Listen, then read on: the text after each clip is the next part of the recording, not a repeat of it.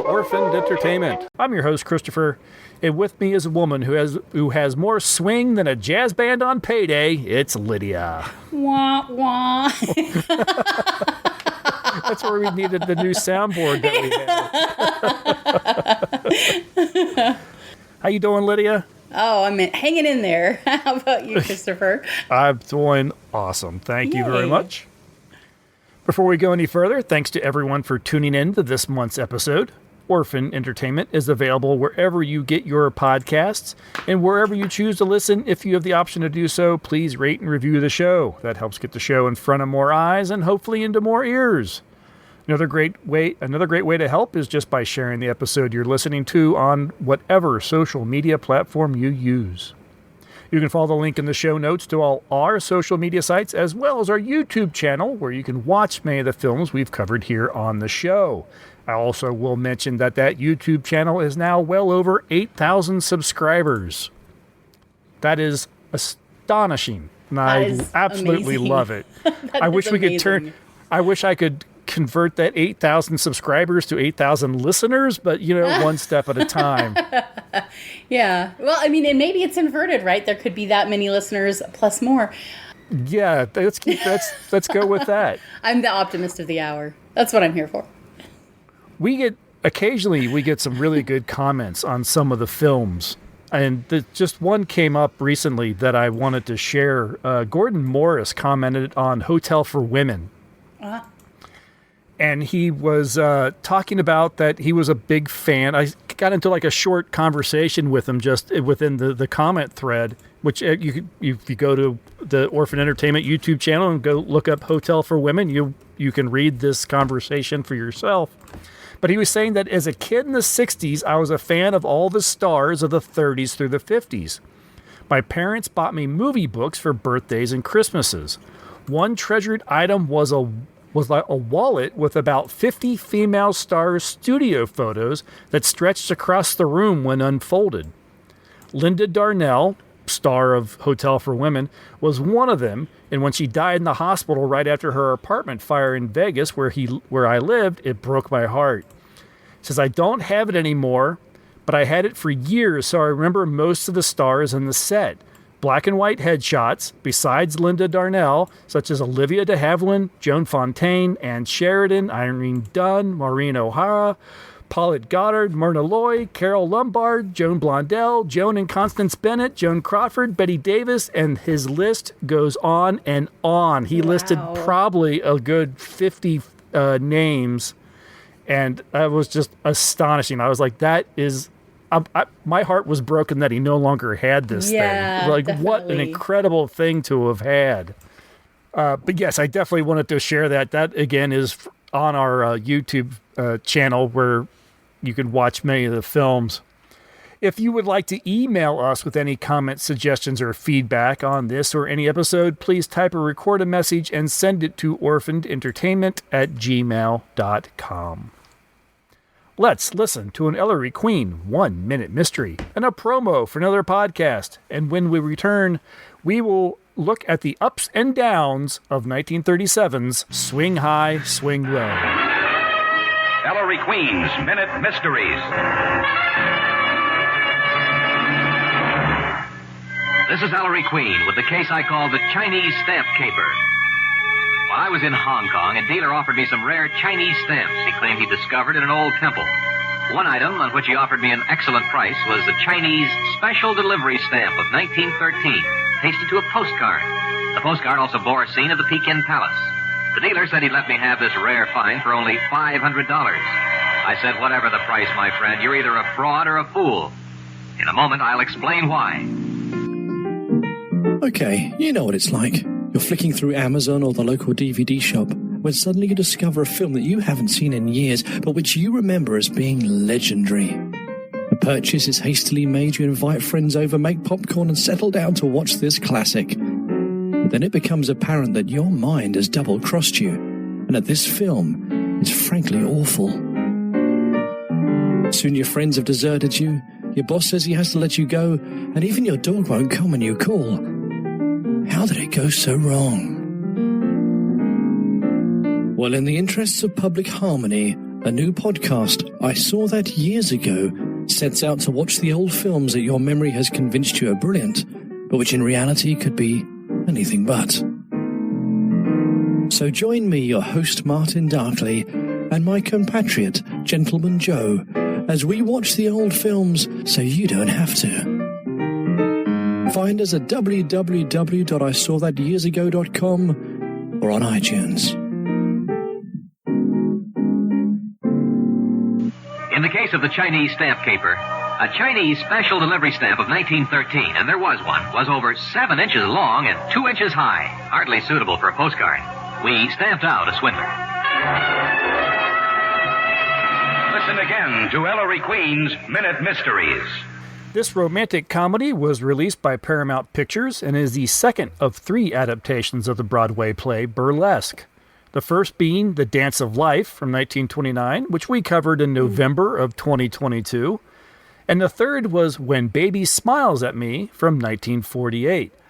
Our stars are Carole Lombard as Maggie King, Fred MacMurray as Skid Johnson, Charles Butterworth is Skid's friend Harry, and Jean Dixon is Maggie's friend Ella.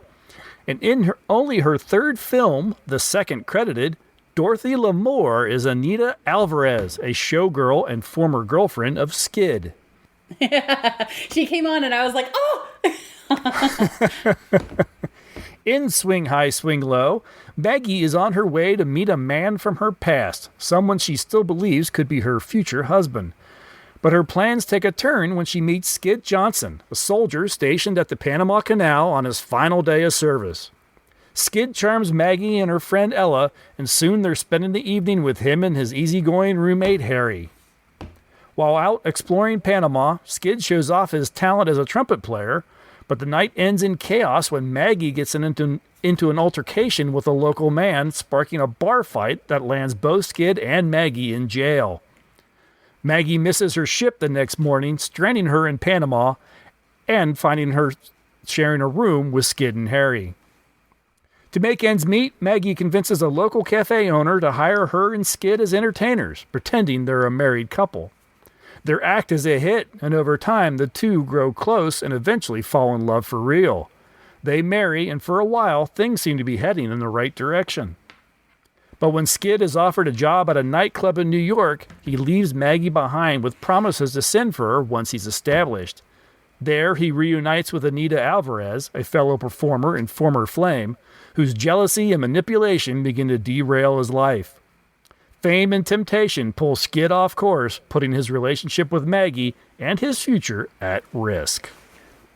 This is the third of 4 films that MacMurray and Lombard starred together in, preceded by 1935's Hands Across the Table, 1936's The Princess Comes Across, and followed by True Confession, later in 1937.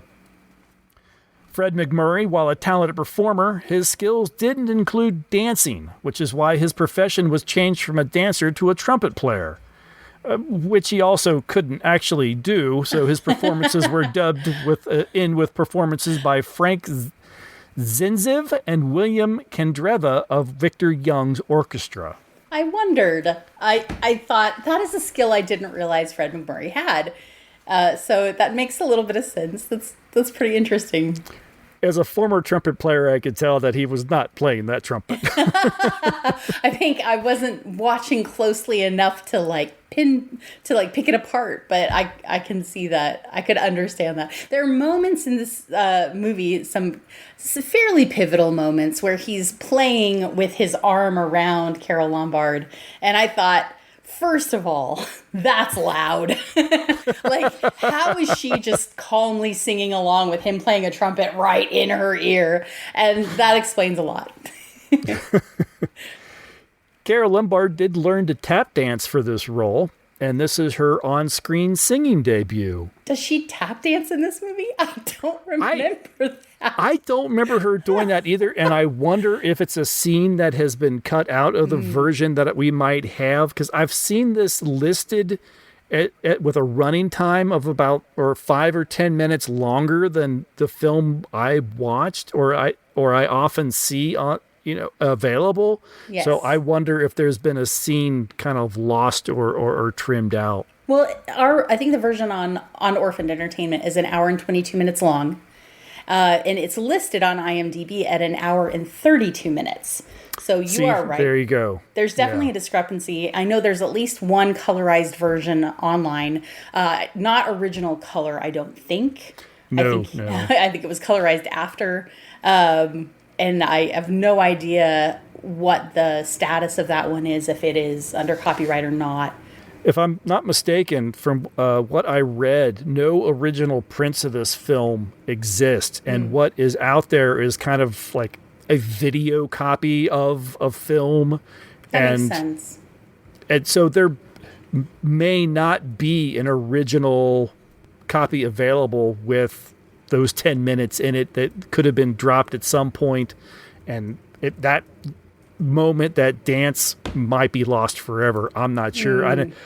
I'd be curious to kind of go through some of the other listings on YouTube or elsewhere online and see if I can find that, if there's any that are actually claiming to be the full film. Yeah. So there is one, and I started watching one of the colorized ones because I was curious.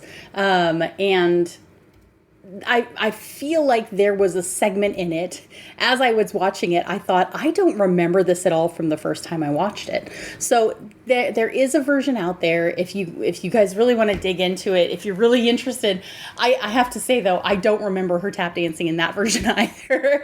And so maybe it's one of those things where she, practiced a lot and then they just cut it, or it could be, I know there's a scene where there's kind of a long shot of relatively early in the film where she's doing a dance with some other girls that are at the club, but you can't really see her feet. She's got a long dress on, so she could have been tap dancing in that scene and you just can't tell because of the costume that she's wearing. Who knows? Now, we've talked about McMurray in our episode on 13 Hours by Air back in February of 23. And Carol Lombard way back in December of 2012 when we watched the wonderful film Nothing Sacred. And since then, we have caught her in several other films, including High Voltage, Big News, and My Man Godfrey. So very quickly, I'll mention Charles Butterfield, who graduated from the University of Notre Dame with a law degree and became a newspaper reporter in hometown South Bend, Indiana, and eventually Chicago before finding his way to the stage. While only occasionally getting top billing, he often steals the show in films with his deadpan humor and quips, such as in Every Day's a Holiday, where he spoke the line, "Why don't you slip out of those wet clothes and into a dry martini?" And replying to Clark Gable's quote from Benjamin Franklin, "Early to bed, early to rise makes a man healthy, wealthy, and wise," Butterworth responded, "Ever take a good look at a milkman?"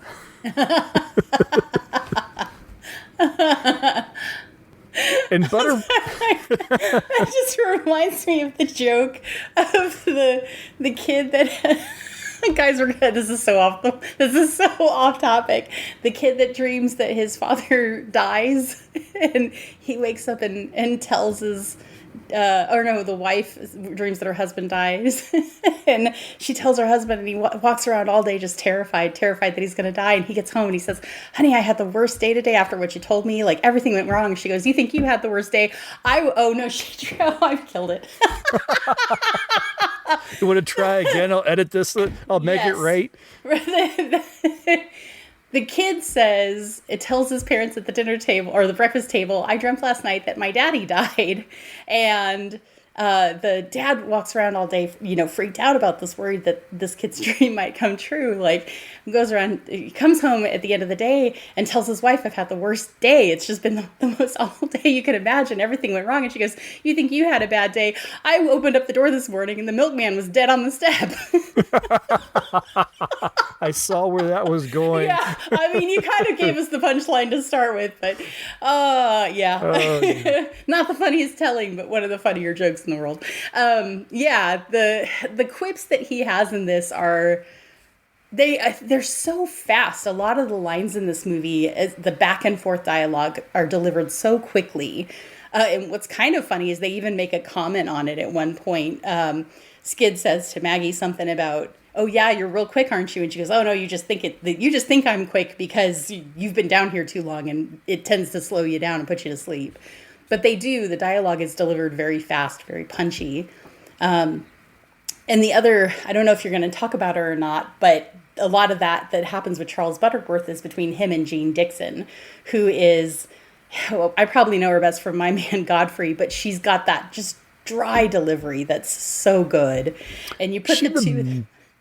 Was she the maid maybe in My Man Godfrey? She is. Yeah, okay. Yeah. Yeah, I didn't make the connection until you just said that, and I'm like, I have didn't. seen her before. Yeah. I was like, I've seen her. Why do I know her? And then, of course, when I looked her up, I was like, oh, that's why. Of course, My Man Godfrey.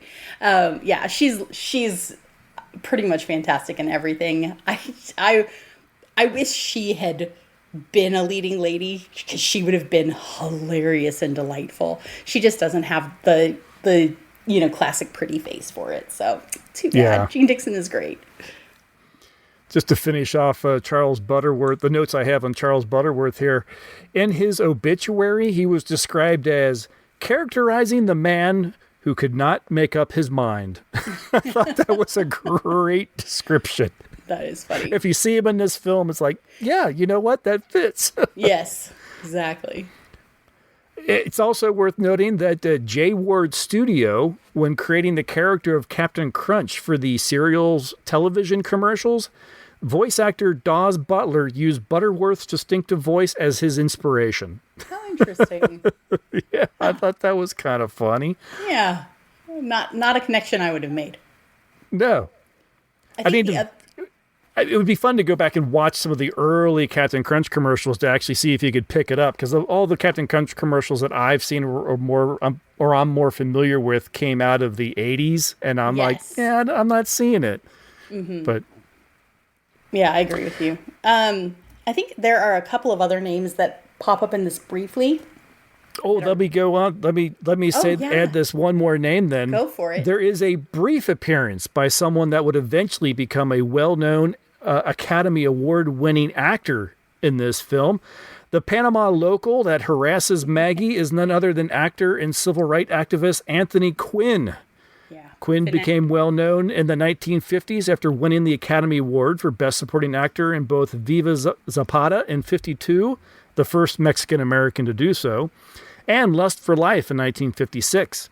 He'd be nominated for Best Actor for Wild in the Wind in '57 and again for Zorba the Greek in 1964. Quinn's career spanned nearly 50 years, with his last starring role in the 1995 film Seven Servants. I thought that was interesting. I saw his name show up in like IMDb or in Wikipedia or whatever. It is just The Dawn. So I kept waiting. They're like, was there a character? So do they call anyone The Dawn? And then, then we get the one character that gets speaking lines but no name. I'm thinking, this must be him. Yeah. Oh, I recognize him immediately. And I think because he's a while after that, he's in the Ghostbreakers with Paulette Goddard and Is that the one with Bob Hope? Yeah, I just had a moment there. But he plays his own twin in it, which is great. Double Anthony Quinn. Lovely. And of course, in one of my all-time favorites, which is that Lady in Ermine, which if you guys haven't seen it, good luck finding it. But it's one of the silliest movies I've ever seen in my life. It's incredibly silly. But he's so wonderful in it. As often as that film comes up in your discussions on these episodes, I still have not watched it. It has Douglas Fairbanks Jr. in it. Holy cow. And Anthony Quinn. Holy cow. I need to rectify this. I really do. It is an incredibly silly movie, but I think I really appreciate Anthony Quinn because his role in it is just hilariously delightful. But I actually love his character in the Ghostbreakers. It's a somewhat serious movie with Bob Hope and Paulette Goddard in it, and it's another kind of silly movie, but just delightful. So if you haven't seen that, everybody knows the road movies, The Road to Bali, and all of that kind of stuff. Of course, we have the wonderful Dorothy Lamour in this movie. So if you haven't seen the road movies, what are you thinking? But go watch those. Anthony Quinn shows up in a couple of those as well, by the way. I think in The Road to Bali, if I'm not mistaken. I could be mistaken, but I think it's The Road to Bali. But he's all his characters are so fun. I'm ashamed to say I haven't seen Zorba the Greek yet. It's on my list for this year. But the other actor that I think most of us won't recognize, but his face, when I see it, I go, I know that guy. Why do I know that guy? Is Franklin Pangborn. Not a name I would ever recognize, but he plays the bursar, or the purser, perhaps, on the ship. Basically, Carol Lombard and her friend show up on a ship in Panama, and he's the guy that's employing them on this boat. I honestly couldn't tell you what I know him from, but he's in so much stuff. He's one of those guys in My Man Godfrey. He popped up there. He has 241 credits on IMDb. He was in so much stuff, and he's got this kind of distinctive face. I couldn't tell you what I've seen him in, but I could tell you every time I see him in any movie. I'd say, oh, it's that guy, right? He's one of those people, oh, it's that guy, guys. So just another face that I enjoyed seeing and going, oh, hey, I've seen him before. I suspected it. I suspected it from the very first day. You're not a beauty operator at all, are you? No, that's where you've got me. How dare you recommend her to me? Oh, now look, boss, she's a friend of mine. She's broke. She's hitchhiking away to California. Did she have to hitchhike on my customers' faces? Well, it was the only thing we could think of. You didn't want her to sing or anything now, did you? Certainly not. Why should I want her to sing? Do you sing? Yes, but not very good. Well, it's the only thing she does know. But there's a guy, see, in California who don't care if she don't know anything. He wants to marry her. He's a cow baron or something. He's richer than Lucifer. Oh, Lucifer wasn't rich. Oh, what was he? Well, he was, what was he? Proud. Proud. There, see, I told you. Don't try to change the subject.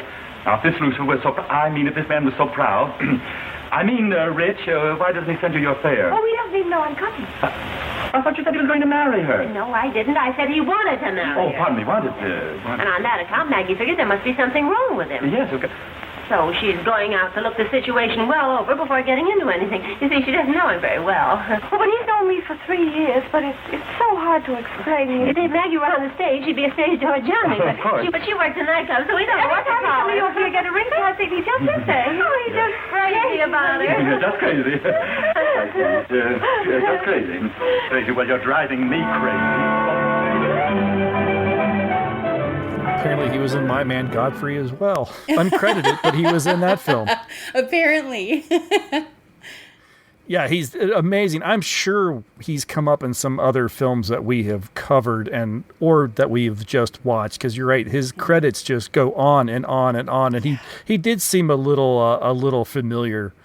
Just in the face. I think I recently saw him. I just watched a bunch of W.C. Fields films, and he was in several of those as well. So yeah, for some reason I'm pairing his face with Shirley Temple. I don't know that that's accurate, but I feel like he's one of those characters, one of those actors that could very easily have just popped up here and there in a couple of bit parts in movies with very big names in them. So it'll be interesting to see if he shows up, where else he shows up, I should say. I'm sure we'll see him again. Oh, absolutely. I'm sure we will.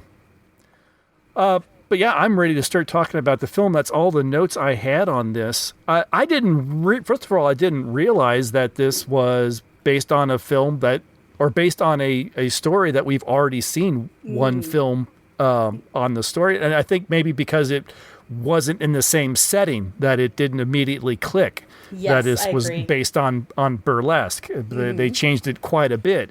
Dance of Life, I remember us enjoying that one, if I'm not mistaken. I meant to kind of go back and re-listen. Do you have a better memory? I don't know that I have a better memory, but I feel like I remember not loving that movie. Okay. And unfortunately, I think my reaction is going to be relatively similar, probably for similar reasons. It's interesting to me that this movie is listed as a romantic comedy. It starts off pretty funny, and then it's less funny. It gets a little dark. It does. And they don't introduce the characters to you right away with their major flaws. And this is part of where I think there are scenes not in the version that we have posted for Orphaned Entertainment. There are scenes I don't remember being in our version that are in the colorized version I was watching. There's some gambling scenes and things like that. So in the one we have up, he goes to try out to play trumpet somewhere, and runs. Yeah, he goes to across- try to get a. He tries to go to get a job, and he ends up getting distracted by a cockfighting ring. And ends up bringing home a rooster instead of his trumpet. And Yes. I feel like there is some more lead up to that and some other stories kind of surrounding that is in the other version. It's possible that I just passed out for a minute though while I was watching it the first time. No, and that would make a little sense. And that was actually a comment when you started talking about the fact that this film doesn't introduce us to some of the problems our characters have. Yeah, his apparent addiction to gambling or whatever just And seems to come alcohol. out of absolute nowhere. It does. And so I think that that's part of the 10 minutes that have disappeared from the version that we have, is seeing him being, tell me, I almost feel like I need to go back and play it out real quick just before we talk about it. But there's a scene where she goes to buy a boat ticket to go to New York. And he, looks out the window and sees her walking across the street. There's a bus there. And he says, "Did you get your ticket?" And she says, "Yeah." And then he says, "Well, let's get married tonight." And I don't remember seeing that the first time I watched it. And I'm not sure if I just had a moment where I just blanked out and just wasn't paying close enough attention, or I got distracted or something. But it was this kind of weird moment where I don't remember that happening the first time I watched it. And then when they're suddenly getting married, I was like, wait, when did they decide to get married? So Yeah, that's another thing that sort of comes out of left field for me is I guess they fell in love. We don't. I feel like this film could actually, for the story it's trying to tell, this film needs to be like a good half an hour longer, not just 10 minutes. Okay, so tell me this. Do you recall a scene, and sorry for this kind of weird conversation we're having, everybody, but do you remember a scene where he's out drinking with Dorothy Lamour, comes back, and she says, "I'm going to move to New York." And he says, "Aren't you going to ride me for staying out late?" And she goes, "Good night, Skid." He's shaking his head. Okay. No, I think sorry. I think that's the scene that's just missing. Okay, that makes a little more sense to me. So if you're watching, there's a colorized version. The one that I saw is now not popping up for me. Let's see. Here it is. It is posted by Artflix. We're not associated with them, don't know anything about them, but they do have a version that's colorized up that is an hour and 35 minutes, and it has that scene in it. So, All right. as much as I in my want defense, I want everybody to go watch the version that we have posted. We know for sure that version is, out of copyright. We researched that and everything like that. The colorized version, I don't have any knowledge about, except that it is longer. And so, yeah, interesting. Yeah, in my defense, when I go to try to find a copy to post to our page, I try to find what I consider to be kind of the best of what I can find, balancing visual and audio. Yeah. This one was a little tough. There was a few where I felt like the picture was way too dark. Yeah, I don't want to have to sit there and try to lighten this up. Yeah. Others, I felt like the sound was just a little too scratchy. This one is okay. I think the sound on our version's a little, what I would call flat. It can be a little difficult if you're watching it like on a television without headphones or anything like that. Some of the dialogue may be a little difficult to pick up because the sound is just very mono and flat, but it was what I considered to be sort of the best of what I could find as far as the picture and sound quality. There are shorter versions too. I'm seeing at least one that's an hour and 17 minutes.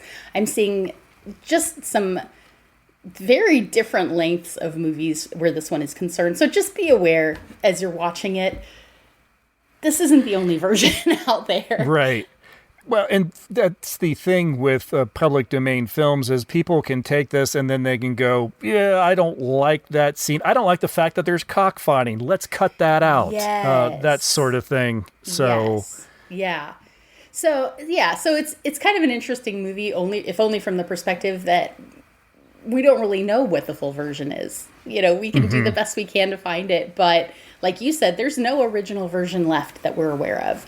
And so So it's kind of fun. It's like being a detective, but you also end up sometimes with gaps in the story. So I think that makes a lot of sense. I was watching it the second time with that different version going, how did I miss this the first time? Because it starts off and it's pretty consistently funny until they get married. And then suddenly at Christmas, she starts crying. And I'm like, what's happening here? She's just like has this mood swing out of kind of nowhere. Whereas if you see the earlier part with him intentionally avoiding her and going out drinking with this other woman and then coming in late at night and her being like sad and wanting him to stay home with them, it makes so much more sense. So with that in mind, this movie probably made more sense than it does. But that makes me even more question why it's listed as a romantic comedy. Because if you get the whole version of it, at least if you get the longest version of it that we have available to our technology, it's not.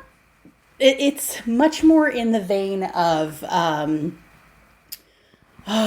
There's another one that I think we were going to watch once, and it. I want to say it's Jimmy Stewart and Made for Each Other. It's also Carol Lombard. And it's about a couple that loses their child. And it's just sad. Like the whole thing. But it is also listed as a romantic comedy. And this one is too. There are funny moments in this movie. And this movie starts off like a comedy. And then it's just not suddenly. And depending on what version you're watching, it's a very abrupt change. It goes from... Oh, no. I don't know. funny. Watching a guy fall into alcoholism and depression is hilarious. That's my favorite trope to watch. It's really not my favorite trope to watch. Yeah. But, and this is the exact same trope that gave me so much difficulty with the one that we were talking about, with the first version of this. The Dance of Life. The Dance of Life, yeah. It is, I remember watching it and being like, oh, this is pretty cute. This is pretty cute. What the crap? What just happened here? Like we went from this like cute couple and you're thinking, oh yeah, they're going to pull it together. They're going to do okay. And then nope, he just becomes an alcoholic and a miserable person. And not what I expected of the dad from the Shaggy Dog. I just wasn't expecting that to happen. All of my childhood expectations of Fred MacMurray have been completely slaughtered. Now I know. But yeah, this movie kind of gave me a couple of hard slaps to the face that I was not prepared for. And I think if that had been listed as a comedic drama, it's really interesting to me that they push Carol Lombard so hard as a comedian. Because she's kind of funny, but she's more an airhead. And I'm not saying she's a person is. I mean, the characters that she tends to portray. It is kind of more of an airhead, especially like you see in My Man Godfrey. And her character in this movie is very similar. It's like if it was the same person, but without money.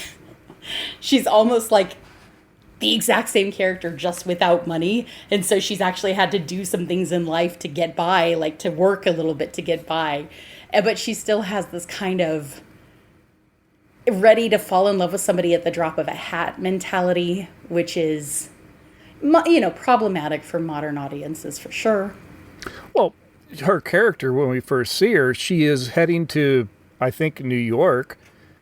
If I'm not mistaken, it was some guy she grew up with, and she's just planning on showing back up into his life and then eventually marrying him, even though he doesn't know that she's coming. Yeah.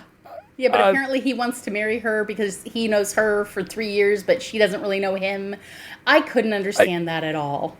No. Is that another minute or two that has been excised from our copy? Question. In this case, I'm inclined to say I don't think so. No, I don't think so. No. I think they just were like trying to put together kind of a funny, ditzy reason for her to be traveling through the Panama Canal. And maybe at the time it was more reasonable, maybe, you know, to have a, I'm sorry, what's popping in my mind is prison pen pal.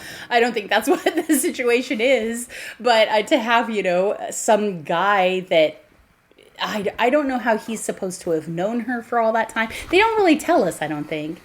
So her No, and it's even more confusing when he actually does show up, and he looks like he is interested in pursuing a relationship with her. Yeah. But she's getting married to Skid. Yeah, and he ends up being a witness at their wedding. Yeah. Really, and I think that's probably when this film starts, you know, hits the brakes and starts going a Yui. He even tells her, I know you're not in love with me. And it's like, okay, guys, help me piece this together. I'm working really hard to understand. So this is a man she thinks she might want to marry, who definitely wants to marry her. She doesn't know him, but he's known her for 3 years. She's not in love with him, but he's in love with her. What is this situation? I don't understand. What's that And movie? we're in Panama. It all makes sense.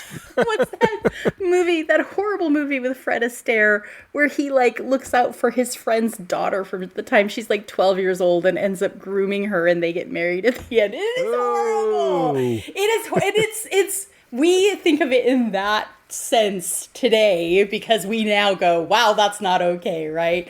At the time the movie was made, totally acceptable. I even want to say it's the girl from the Mickey Mouse Club, Annette Funicello. I almost think I could be wrong, guys. You know, right. Somebody's screaming at the podcast going, it's not it, that's not it. I'm trying to remember. But it is that level of confusing where you're like, what is really going on here? Like how, at least the other one, it made sense. Like it's an older guy interested in a younger woman. But in this situation, I have no idea what's happening with this woman. And then as soon as she meets somebody that wants to walk on a beach with her, I guess, she's like, oh, and by the way, yes, I'm totally the marrying type. Oh, it's very weird because they're hanging out. She's hanging out with him literally because she has no other choice because she's stranded in this country now. And they go to a club.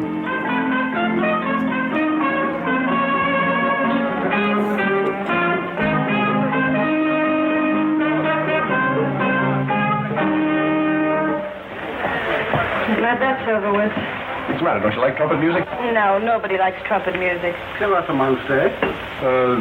Platters punches. I think they do. Look, somebody might like it, but you couldn't be very bright to like trumpet music. Well, maybe you're right. I like it. You do? Well, what you like about it, I can't possibly imagine. It is just noise. You blow a lot of air into a tin horn and it comes out rat-tat. Oh, it's awful. What's the matter? Don't you like music? Music? Of course I like music, but that isn't music. It's a... Well, of course I like music. Violins, that's what I like. Violins. Soft, sweet, and romance. There's no romance in the trumpet. Romance in a trumpet?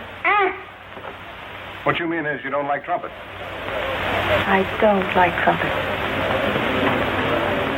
And then that's when we're introduced to the fact that Skid is a expert trumpet player and he picks up the horn and woos her, plays a little number, which she immediately swoons over. She's instantly in love with him. Yeah. Now, you mentioned you play the trumpet. And so I think now is the right time for you to pull out the trumpet and make everybody listening fall madly in love with you. Because we've seen from this movie that is how it works. It just takes a little bit of effort. If it hadn't been probably 30 years since I put it to my mouth, maybe I would. No, we'll learn in this movie that doesn't matter. That's right. I just need a beautiful woman to put her arm around me, and I'll be able to play again. And several months of hard alcoholism. Oh my gosh. This is, we are ragging a bit on this movie. I think it's a little bit hard not to, because there are aspects of this movie that I really want to like. Love that Anthony Quinn is in it. Love that he speaks Spanish through his whole scene. Never says a word of English. Wait, no, I think he says hat. But all the characters are there.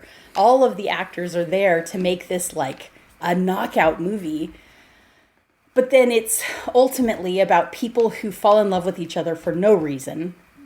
we like to call that trope insta-love, and who don't treat each other well. At least one of them consistently doesn't treat the other one well.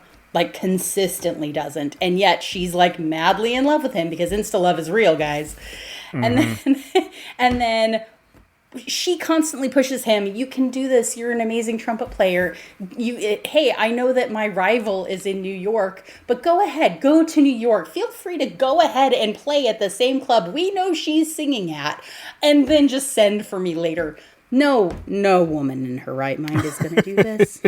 Ever. No, this is Ever. definitely, this apparently, because we have seen this before. Well, I guess we saw it in The Dance of Life. I think we've seen it in other films too, where it is definitely a trope of the woman that, she only wants what's best for her man, even if it's at the risk of their relationship. Okay, this is a real thing. People feel that way, but they don't behave that way, okay? Like, yes, do I want what's best for my partner? Even if it includes not having me around, yes, I want that. Am I going to actively promote that? No, because I'm human. I'm going to try to come up with the best situation for everybody involved. Most people are going to try to, exactly, they're going to come up with some sort of balance here. Compromise, yes. And in this movie, I do really like the scene, and it's such a small part of this movie. It's almost nothing. This part of this movie is so easy to miss. There's a scene though where they're putting him on the boat to send him to New York to go become a famous trumpet player at El Greco. Don't know why I remember that. I just do. But and then, like, they're saying, okay, goodbye, like, the gong starts going, all visitors off the ship, which I love. Just side note, I love that back then you could actually get on a ship without having your passport checked 16 different ways and, like, a pat down and drug dogs sniffing you. Like, it was such an innocent time. But, all visitors off, gong, gong, gong. And she's like, oh, okay, well, darling, goodbye. And then I love that he's the one that gets on the boat and leaves, because traditionally she gets on the boat and leaves. It gave me a little moment of happiness. I was like, oh, they kind of reversed the roles there. That's kind of cool. But, and then he goes. Yeah. And yeah. No, it from that point on, that's where things just go south. And that's when he starts, you really feel like she deserves so much better, because he's there, he's got his money for to send to her to buy a ticket so he can meet her, and like, oh, but I guess I'll bet it on this horse instead. Or I'll play these cards. And he literally has a line, well, there goes I already forgot her name. Oh, there goes Maggie's passage money. Yeah. So you know what you're doing. Yeah. And I think that they try to foreshadow that in the extended version. But in this version, though, that we're talking about, that we watched, it's like, where did that come from? He just is, it's like, oh, great, now we've got two Ditzes in this movie. You have her, who's just, like, ready to fall in love with anybody at the drop of a hat. Now you've got him, who literally cannot contain himself long enough to walk past one gambling table. Like, it's really... And then you've got Dorothy Lamour, who, love her as an actor, but her character is the devil. She's just an awful person. Yeah, I mean, she has a line in it that I actually really appreciated for her character.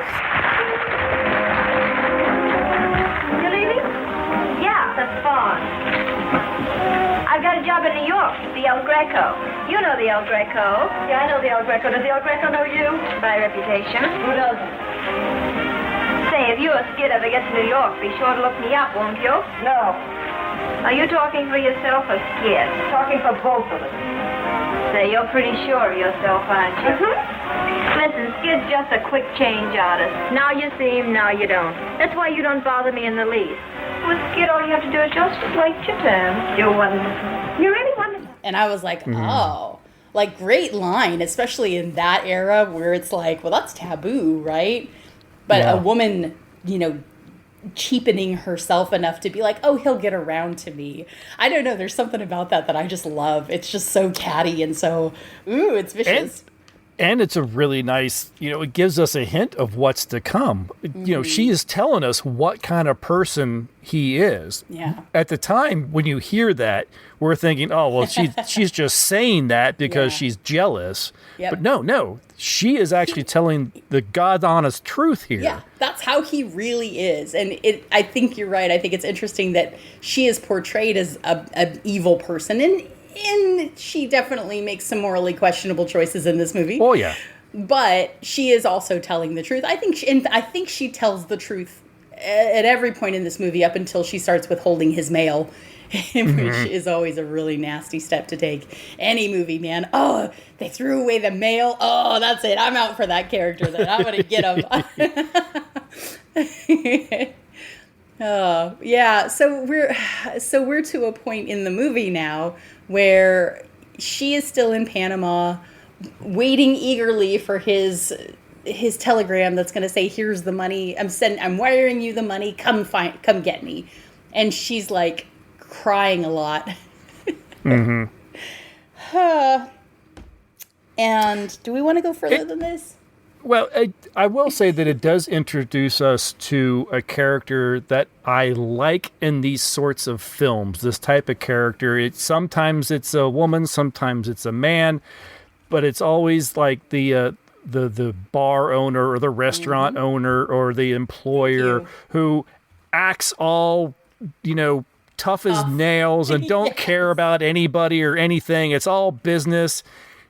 Until it's not, and you realize, oh, we've got someone with a heart of gold, and that's Murphy, who runs the cafe down in Panama. Yeah. Who she's the one, but she does it so well that Maggie, she wants to go to New York.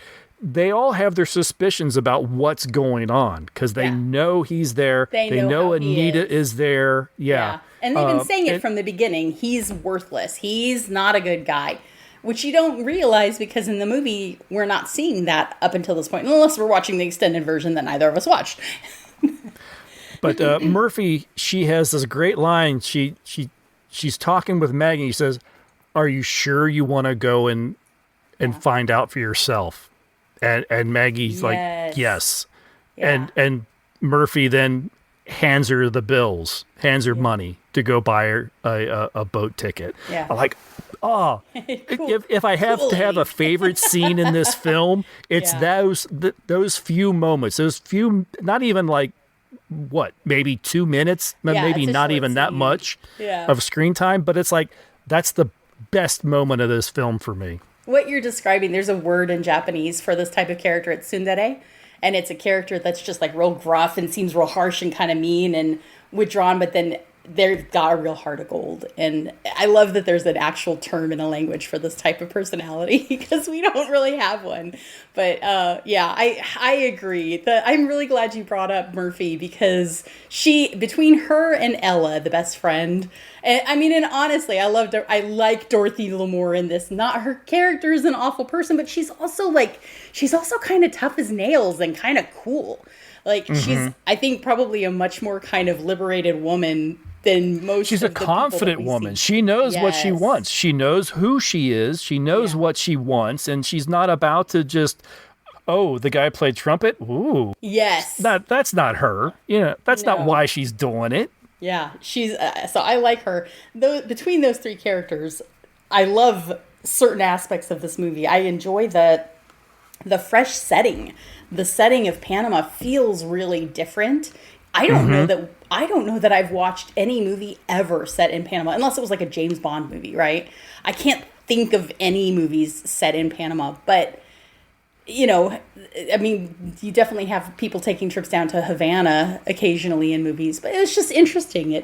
They kind of capture some feelings about the area that make you feel like, oh, they kind of get it. She says something about, it feels like there's constantly a warm breeze on your skin. And he says, yeah, that's because there is. And she's like, no, I mean, it's like it's nice and cozy and relaxing, like you're in front of a fire.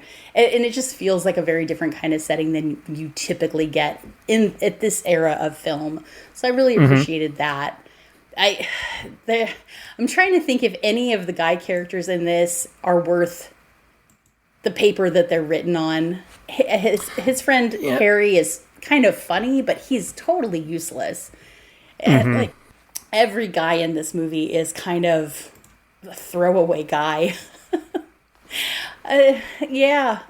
And it's kind of too bad. You got at least 3 really strong women going on here. Carol Lombard, to me, doesn't. I'm struggling to think of any film where I would say she plays a strong woman. I'm coming up completely blank. Again, not judging her as an actor or as a human, but I have a real hard time with this type of character. She's always the woman that's there for the man. Yes, like she.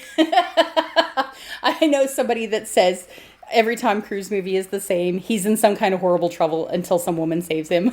Carol Lombard would love Tom Cruise movies because she just wants to show up to save the guy. And I think that's one of the reasons I love My Man Godfrey so much is because he seems like he's in this subservient position, but all along he really has control of what's going on. He knows. And I love that about his character. And I think that her character is tolerable in that movie. Not because she gets the upper hand of him, but because I think he likes her from the beginning and knows what she's like, and like is playing hard to get. He's not really hard to get. He's just playing hard to get.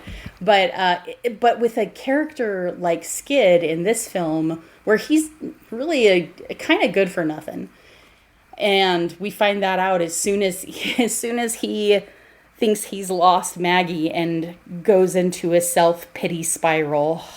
Just taking a breath. I don't want to go off on a rant. I mean, I really want to go off on a rant, but wow. I mean, yeah, no, I think that wow. your silence says more than anything you could actually vocalize. So yeah. A few other times, actually recently too, this is a film with some great actors. Mm-hmm. But there are so many better films with them in it than this story. Yeah. They deserve something better, and they can do better. Yeah. But I mean, there are strong characters. It's just unfortunate that this is the story that they have to tell. I agree. I genuinely agree. And I think I felt that way about The Dance of Life. I think we agreed that we liked the actors in it. We liked the talent that was there. We felt like they would probably be amazing to watch in something, literally anything else. And I could be remembering that wrong, but that's my gut reaction to it. It's been 2 years, so we're allowed to have bad memories on it. Yeah. Thank you. We've watched a lot of films. We have watched a couple. But yeah, and I genuinely think this is just falls prey to the same. I have a hard time with movies about people who consistently make poor decisions. And at the end of this movie, what you have are 2 characters who have not progressed one step. Maybe they're okay together, but independently, they have not learned or grown one single step. Yeah, and this is one of those films where it looks like, oh, there's a happy ending. I'm like, but is there? Or is the next day, is it all going to start over again? The film ends with it looking like maybe Skid's going to be back up, heading back up on top, or at least getting a second chance. And it's like, well, that's great and all, but are we just going to retell the same story then? Yeah. Well, this is a man who has neglected his wife to the point that she has, and, now she does not make the best choices either, but he has legitimately neglected his wife to the point that she gives up on him. Mm-hmm. And at the end, it's like, oh, and then she comes back and he's like pulls himself together enough to get through a thing. And ultimately I'm rooting against him I don't want her to come back and change his diaper. Sorry, that was harsh. That was really harsh. I'm sorry. Maybe trim that one. Maybe don't. But I don't want her to come back and, clean up his spill and wipe his mouth and give him a pat on the booty and say, it's okay, honey, keep going. Because this is a grown man.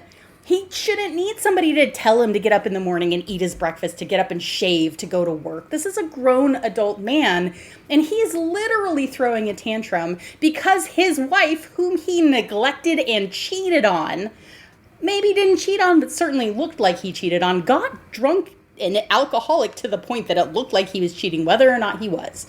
Like, he's throwing a tantrum that she then left him. Maybe my personal feelings are showing a little too hard here. You're not going to work for the relationship and then you're mad that it ended. You're going to throw a tantrum that it ended. Come on. Come on. He does not deserve her.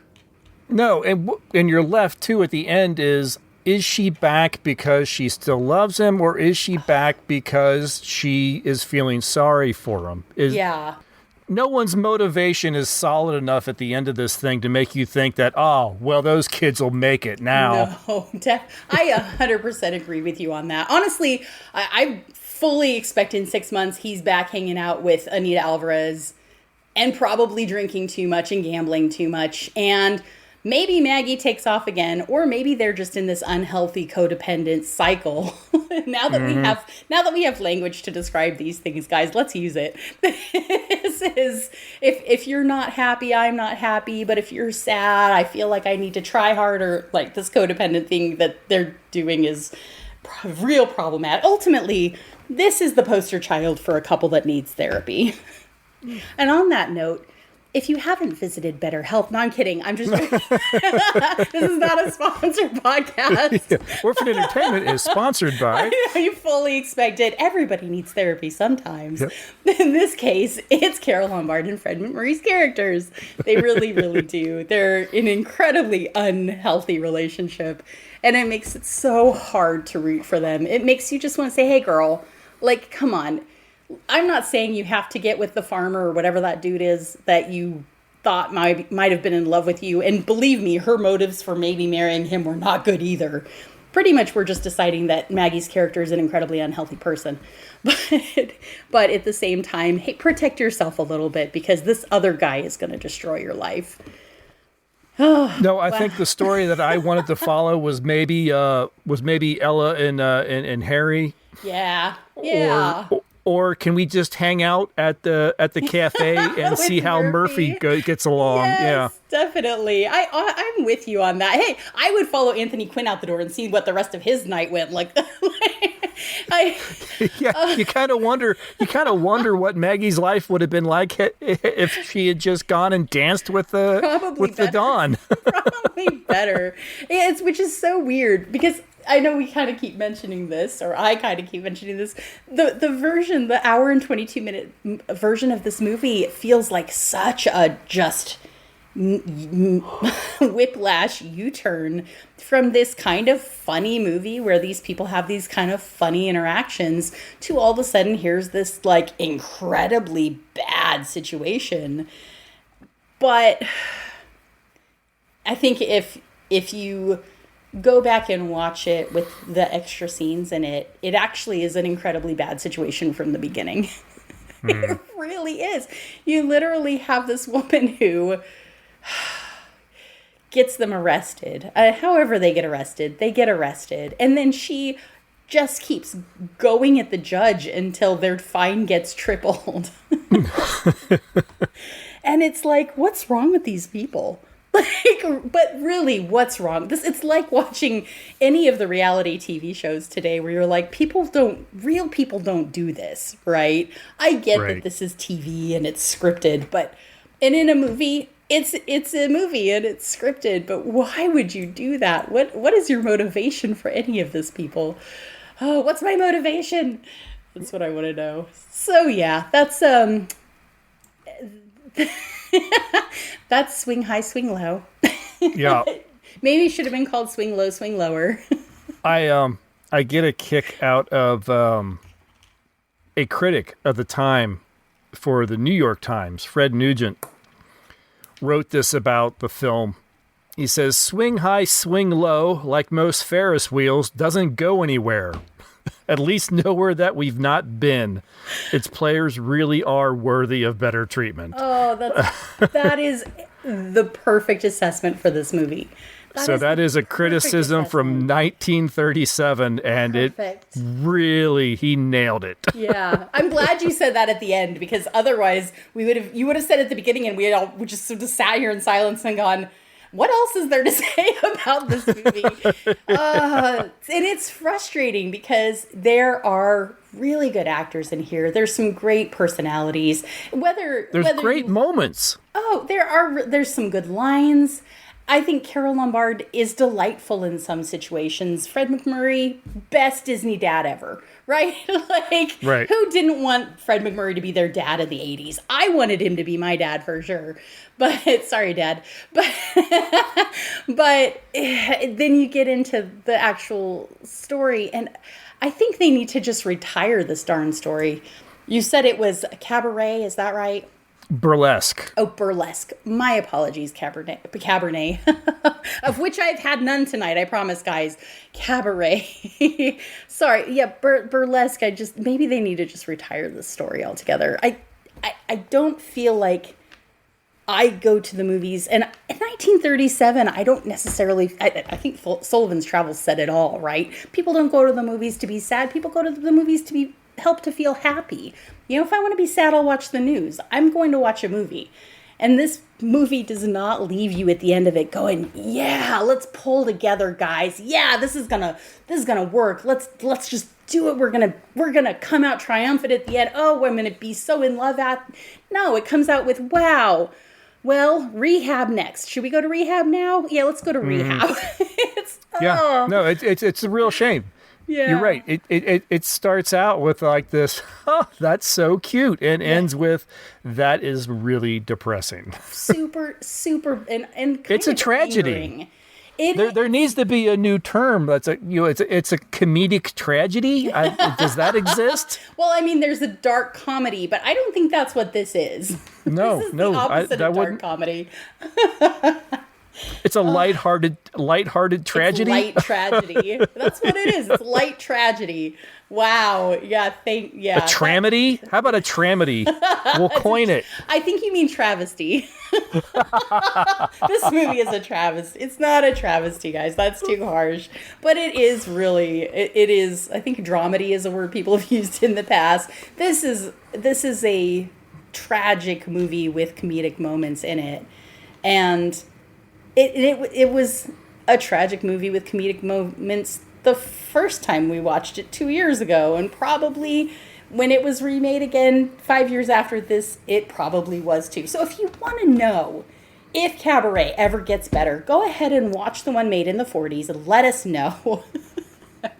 I suspect it doesn't.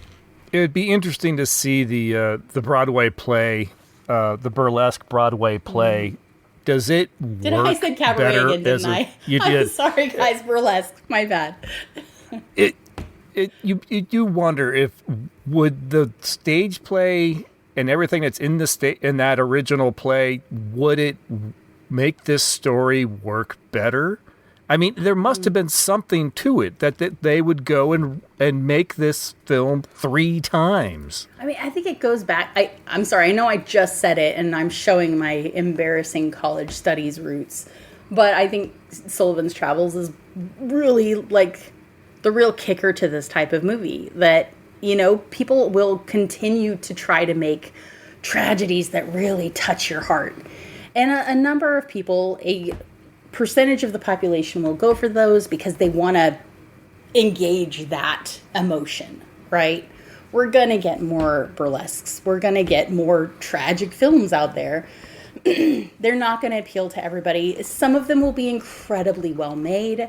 Honestly, this movie's not badly made. I can't point out any real technical travesties in it. I can't point out any acting problems. I don't remember it. There's probably a little bit of dialogue delivery that feels a little forced, a little contrived.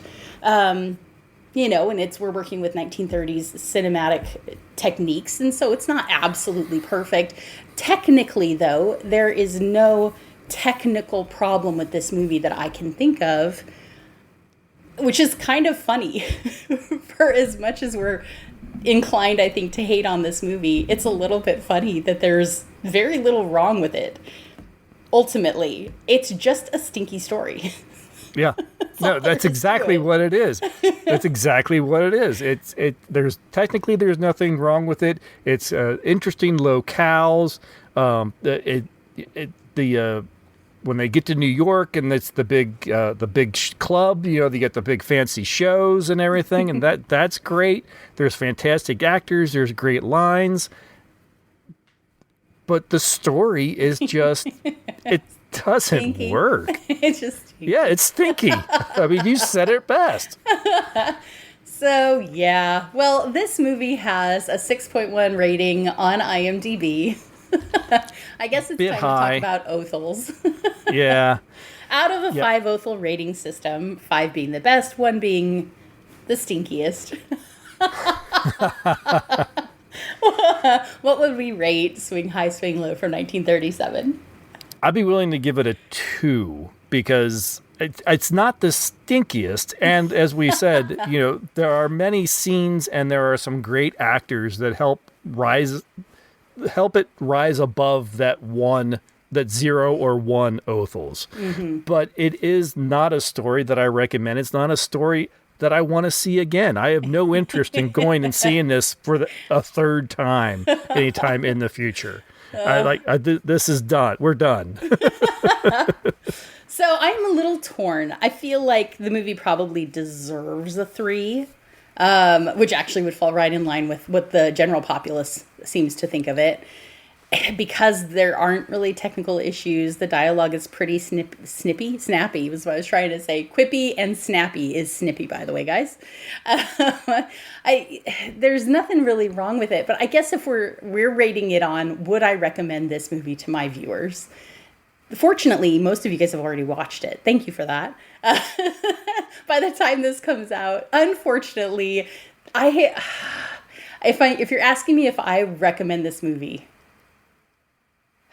if you're a Carole Lombard completionist, you should 100% watch this movie.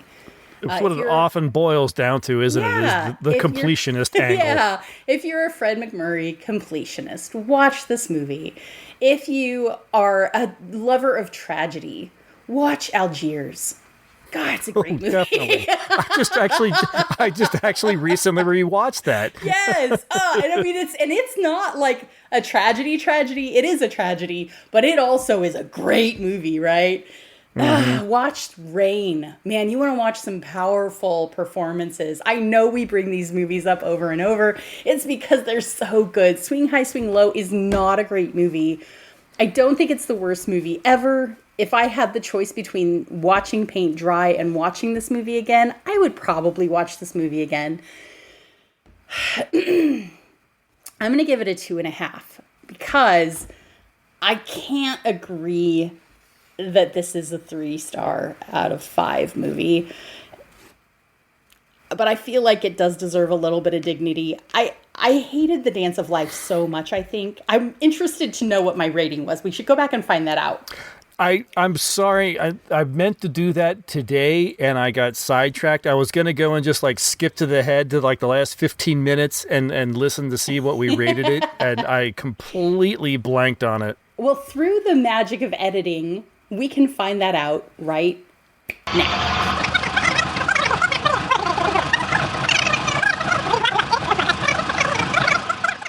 Okay, so through the magic of editing, we now know that Christopher gave The Dance of Life a 4. I gave The Dance of Life a 3, which shocks me because I think, but we both agreed that the performances were a real big bump. I mentioned the snapshot of the history at the time, and so I can't make those arguments for this movie.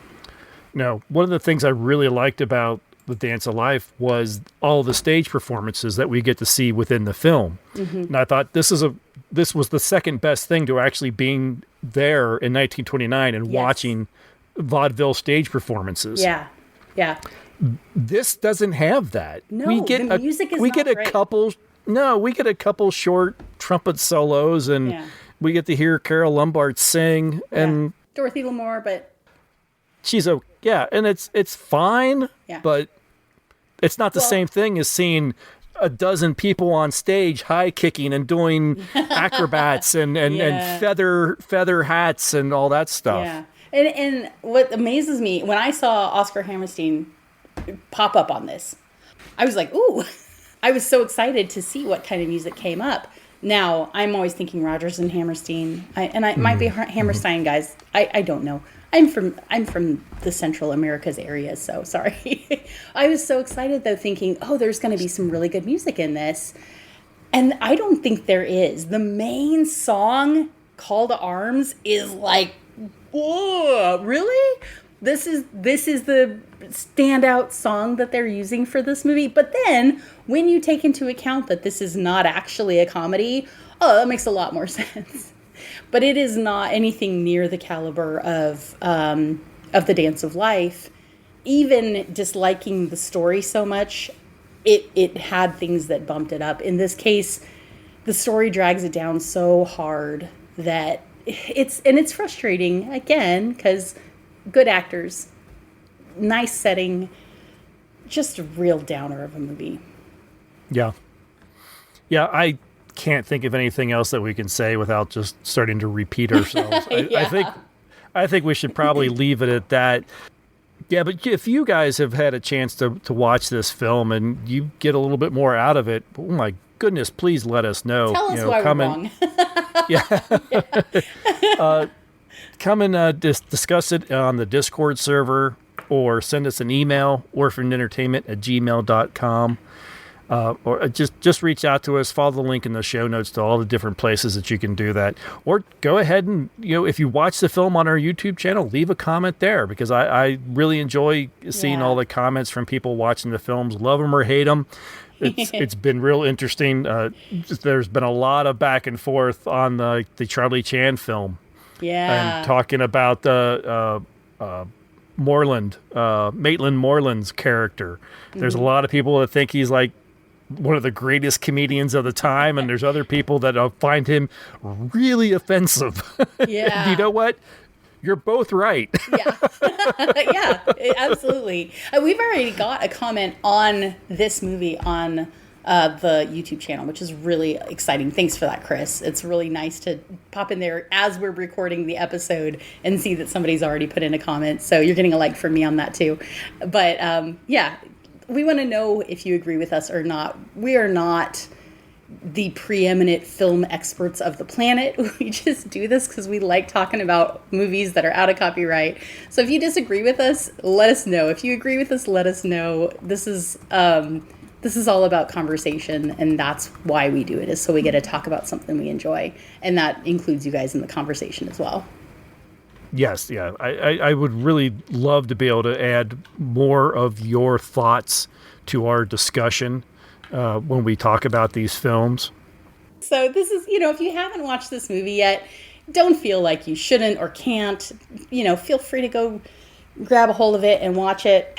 Unfortunately, we're at 2 1/4 Othels together. Maybe if you're gonna watch a version of Burlesque, not Cabaret, if you're gonna watch a version of Burlesque, maybe go back and watch The Dance of Life instead. If you have already watched this movie and would like to revisit maybe a slightly better version, that would be our recommendation.